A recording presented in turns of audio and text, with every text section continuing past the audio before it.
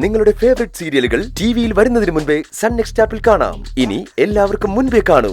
ഇപ്പോൾ തന്നെ sun next app download ചെയ്ത് സബ്സ്ക്രൈബ് ചെയ്യൂ.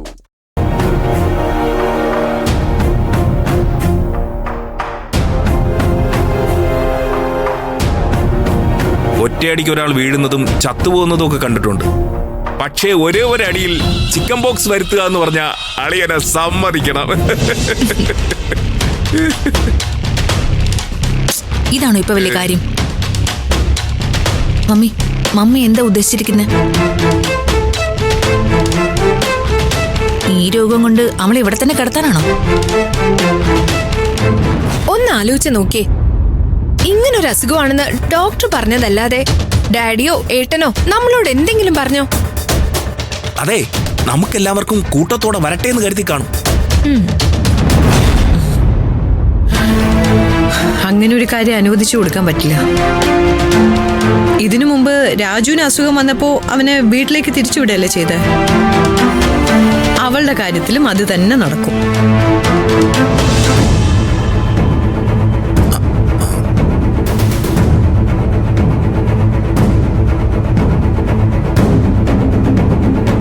പത്മ, നന്ദിനിക്ക് ചിക്കൻ ബോക്സാ അറിഞ്ഞില്ലേ താൻ?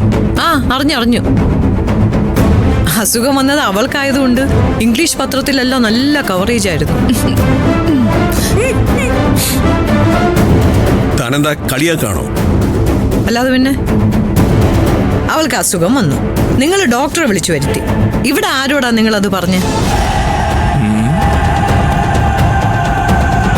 ഡോക്ടർ വന്ന് കൺഫേം ചെയ്തപ്പോഴാ ചിക്കൻ ബോക്സ് ആണെന്ന് അറിഞ്ഞത്. ആ തർക്കം വിട്. നന്ദിനിയുടെ കൂടെ ഇരുന്ന് ആരെങ്കിലും ഒരാൾ പരിചരിക്കണം. അതിപ്പോ താനോ ഇവരിൽ ആരെങ്കിലോ, സ്ത്രീകൾ ആരെങ്കിലും വേണം. ബെസ്റ്റ്. അതിനേക്കാൾ നല്ലൊരു കാര്യം ഞാൻ പറഞ്ഞുതരാം. അവളോട് ഈ വീട്ടിൽ നിന്ന് പോവാൻ പറഞ്ഞാ മതി. അതോടെ ശല്യം തീരുമല്ലോ. അസുഖം നിനക്കോ വേദയ്ക്കോ ആണ് വന്നിരുന്നതെങ്കിൽ ഈ വീട് വിട്ടു പോവോ? ഇന്ദ്രജയും വേദയും അവളെയും ഒരു തട്ടി നിങ്ങൾ കാണണ്ട. അവൾ ഈ വീട്ടിലെ ജോലിക്കാരി തന്നെയാ, ജോലിക്കാരി മാത്രം. എന്നെ സംബന്ധിച്ചിടത്തോളം അങ്ങനെയല്ല. നമ്മുടെ മകന്റെ ഭാര്യ, ഈ കുടുംബത്തിന്റെ മരുമകളാ. അതെ, ഇപ്പൊ അങ്കിൾ വെറുതെ വാശി കാണിക്കരുത്. ഇതേ ഒരു മാരകമായ അസുഖമാണ്. അവളുടെ വീട്ടുകാരെ വിളിച്ചു വരുത്തി നന്ദിനി അവരുടെ കൂടെ അങ്ങ് പോട്ടെ. നിങ്ങൾ ചിന്തിക്കുന്നതും പറയുന്നതൊക്കെ ക്രൂരതയാ. തുടങ്ങി.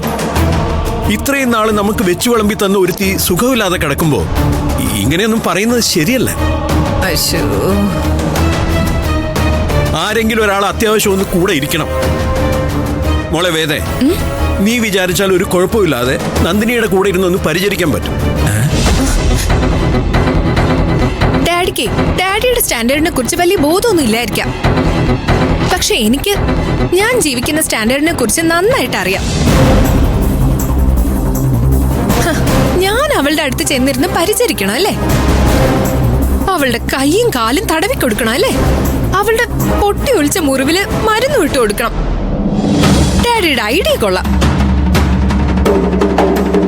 ഇത്രയും കാലം നന്ദിനി എല്ലാവരുടെയും വേലക്കാരിയായിരുന്നല്ലേ? കുറച്ചു ദിവസം ഞങ്ങൾ അവളുടെ വേലക്കാരിയായിരിക്കട്ടെ എന്ന് അല്ലേ? എന്താ അങ്ങനല്ലേ? എന്താ മക്കളെ നിങ്ങൾ ഇങ്ങനെയൊക്കെ ചിന്തിക്കുന്നത്? നമുക്ക് പരിചയമില്ലാത്ത ഒരാൾ വഴിയിൽ വീണ് കിടക്കുന്നത് കണ്ടാൽ പോലും നമ്മൾ സഹായിക്കില്ലേ? പരിചയമില്ലാത്ത ഒരാൾ വഴിയിൽ വീണ് കിടന്നാ നമ്മൾ സഹായിക്കും. പക്ഷെ വീണ് കിടക്കുന്നത് അവളാണെങ്കിൽ പിന്നെ ഞങ്ങളാരും തിരിഞ്ഞു നോക്കില്ല.